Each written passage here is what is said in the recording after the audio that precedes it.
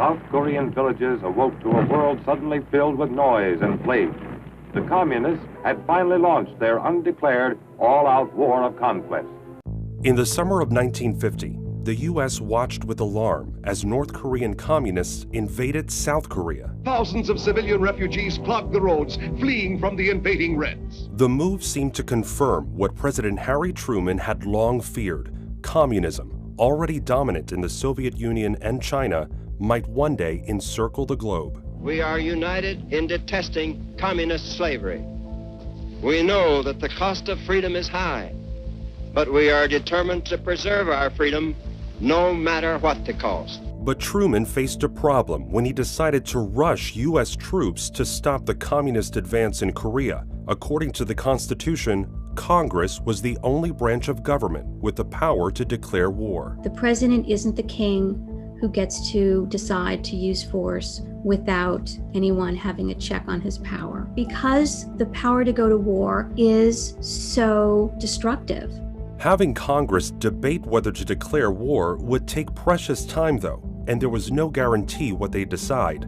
So Truman used a loophole offered by the newly formed United Nations. It just so happened that the United Nations was able to authorize member states to go to the aid of South Korea. The United States was going under the authorization of the UN to act essentially as a policeman. Truman decided to take the gamble, skipping over Congress and constitutional principle. And he was pressed, was this a war? And Truman said, no, it's a police action. He wanted to not use the war word because he hadn't asked for a declaration of war from Congress. But for U.S. troops landing in Korea, who made up the vast majority of the UN force, Truman's clever wording didn't change anything.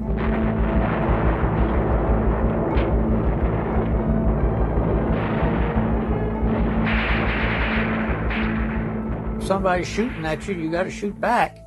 It's war.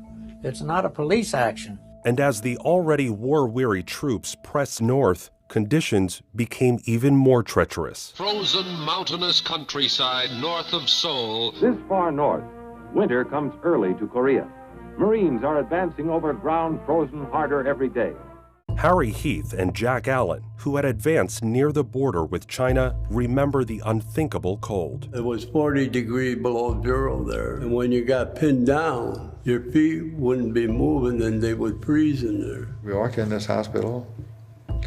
There were bodies, people laying down, their hands were frozen. You could take some people and snap their fingers off it. They were frozen so badly. Some of these guys had lost arms and fingers and toes. And despite the fact that Congress hadn't declared it a war, Truman worried that the fighting in Korea could explode into a full-fledged World War III when the Chinese invaded. Must have been around 9 or 10 o'clock at night where we could hear whistles and bells and drums and hollering, and it was the Chinese. And they came up and overran us. 200,000 Red Chinese swarmed across the Yellow River and engaged the weary UN troops. All of a sudden, this small war between two small countries on the Korean Peninsula, South Korea and North Korea, had become a big war involving the world's greatest power, the United States, and Communist China, which had the world's largest military. Truman, at that point, realized that he had gone farther than he wanted to go. The heavily outnumbered U.S. fighting men were trapped in what looked like a hopeless situation. There was 15,000 Marines and Army, and we're surrounded. But our motto was, we can't win, we can't lose, but we're not going to give up. In the mountainous terrain of North Korea, the breakout from their encircled position was a battle unparalleled in American military history. These Chinese, there were about 4 or 5 machine guns that would just cut them down. You could look down that mountain and you could see it looked like cordwood of bodies. This guy threw a concussion grenade and it blew up, hit me in my knee and I couldn't walk. The company commander said, get all the guys that are wounded and get them out of here. That's the closest I ever came to not surviving. After being pushed back by the Chinese at the end of 1950, UN and South Korean troops kept fighting until a truce in 1953 ended 3 years of hostilities. In the end, neither side gained significant territory. 3 to 4 million people had died, including nearly 40,000 Americans and an estimated 2 million civilians. But troops coming home discovered that their experience in Korea, dubbed a mere police action by Truman, hadn't truly captured the public's interest.